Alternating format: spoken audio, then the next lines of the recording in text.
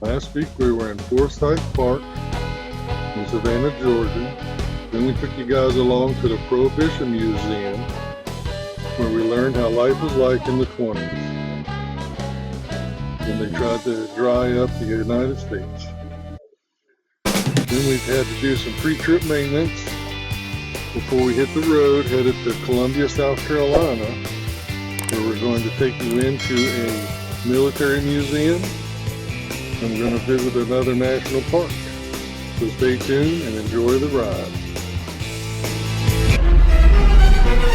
Welcome back to the channel.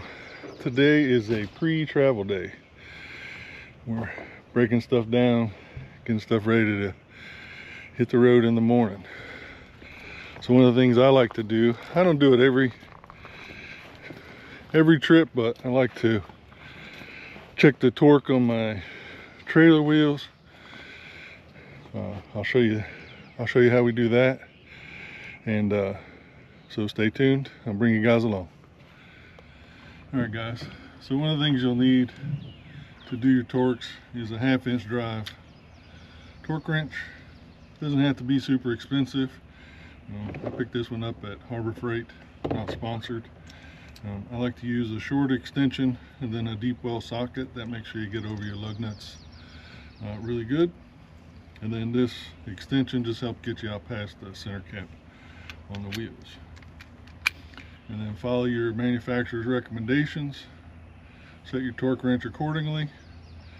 Now we'll go torque our wheels. So now we're down here with one of our wheels. We got a torque wrench. Now we're going to torque it. So one of the things you want to keep in mind, do a star pattern. That makes sure you apply even pressure. And then you don't want to jerk it. You don't want to push really hard. Just want nice, steady, even pressure when applying a torque. So like I said, get situated in here.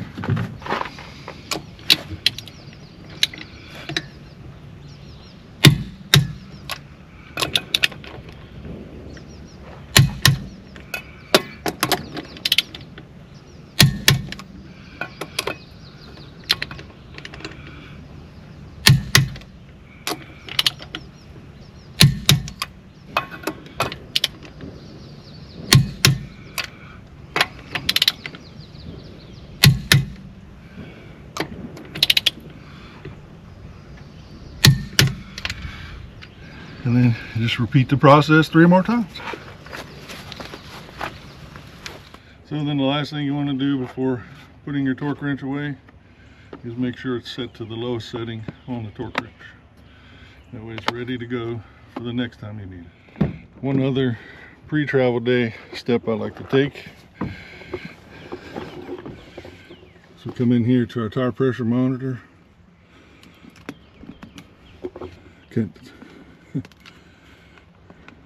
You can turn it on, let it go through its steps, then we'll come back in a minute. Then once we turn it on, we let it do its thing, and we come back and check it, and if any of the tire pressure readings are off, we'll get out our handy dandy Vi-Air pump, and we'll take care of the tire pressures. You can see we got our storage bay pretty much loaded up. We still got to load up the bikes, put the chairs away, put our flag poles away. Well, let's check on our tire pressure monitoring system.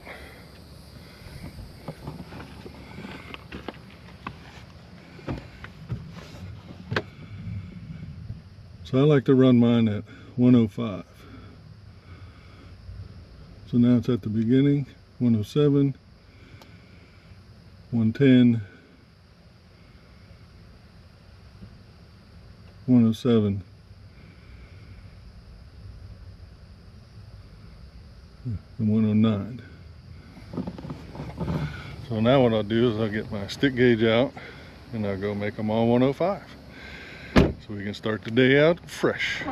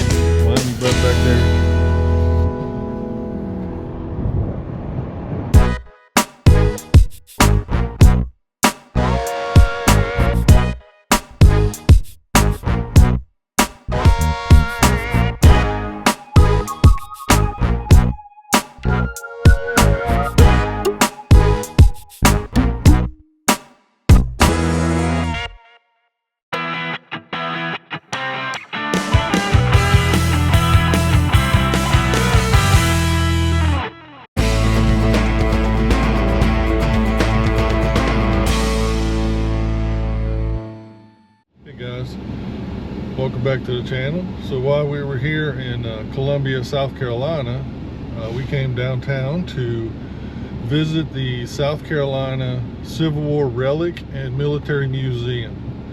And Echoes of Service, a journey through the Palmetto State's military legacy. We are at the South Carolina Confederate Relic Room and Military Museum. Since 1896, in the heart of Columbia, South Carolina, generations have stepped into a place where military service is honored, from the Revolutionary War to the War on Terror.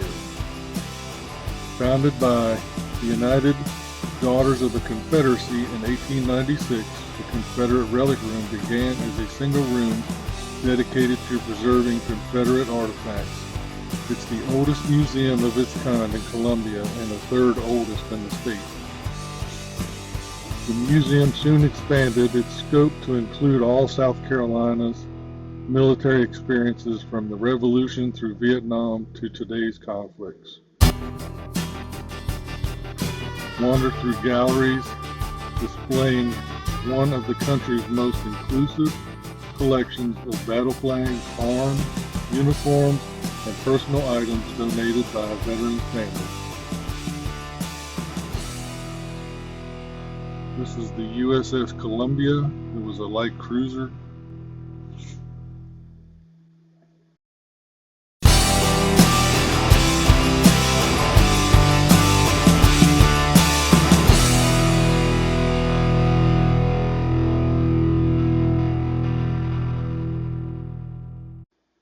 The striking Vietnam Gallery opened in 2022, featuring a fire-based diorama, oral history kiosk from 65 South Carolina vets, and uniforms of notable figures like General Westmoreland and Admiral Stockdale.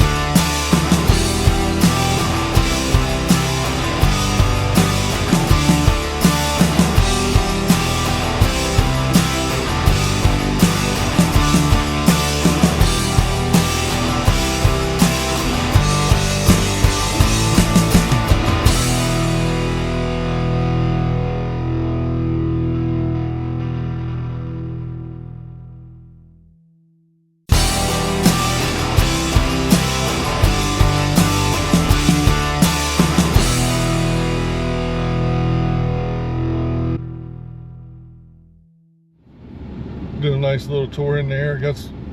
I'll show you guys what I can in there. I don't want to show you everything, but just a nice overview of what they have. If you're in the area, it's definitely worth the stop. I think because we're a veteran, it was $4 a piece. I think for everyone else it's $5, but I can look it up and put it down in the description. But definitely worth your time to come check it out. So stay tuned. So as usual, we picked the hottest day to come enjoy a national park.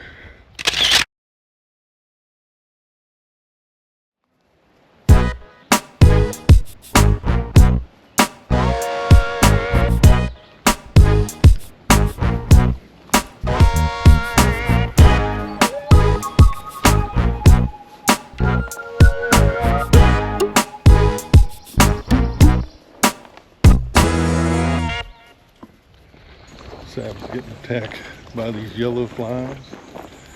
We're getting attacked by the no-see-ums, and you can't even see them. So this is the path that leads up to the visitor center and the boardwalk trail. I think part of it's closed today due to heavy rain in the area. A little PSA. And then, did you guys know the National Park Service has an app? Well, now you do. So go ahead and download that.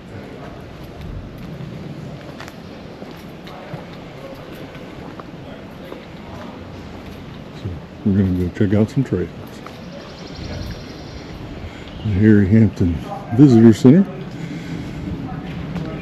I'll post a picture up. He's the guy that helped preserve this area.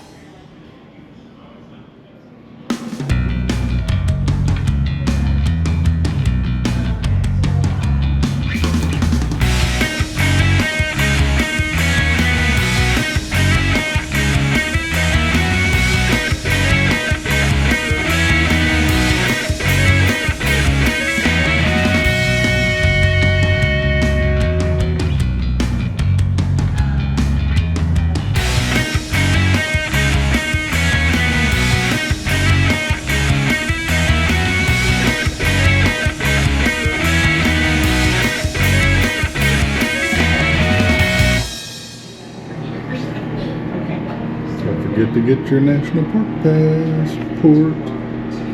We get our stamped.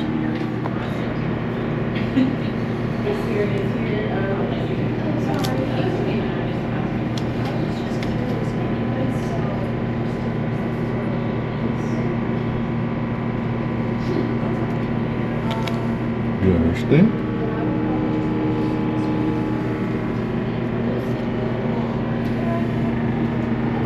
For purchase. So we got the app pulled up showing the map of the park. There's a lot of flooding in the area, so we're just walking a little trail.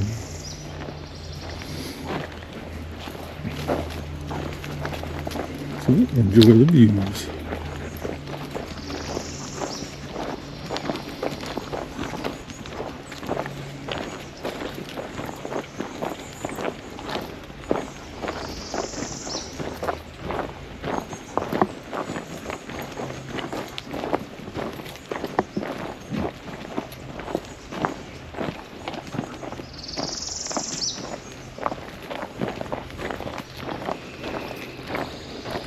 Go to the right.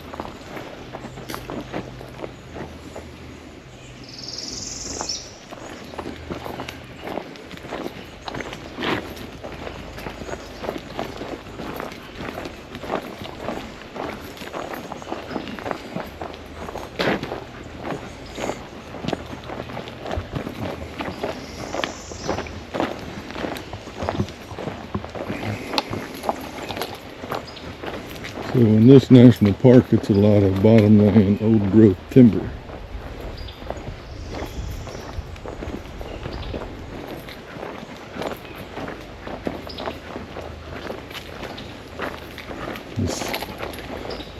The bugs getting savage. So we're not going to stay too long.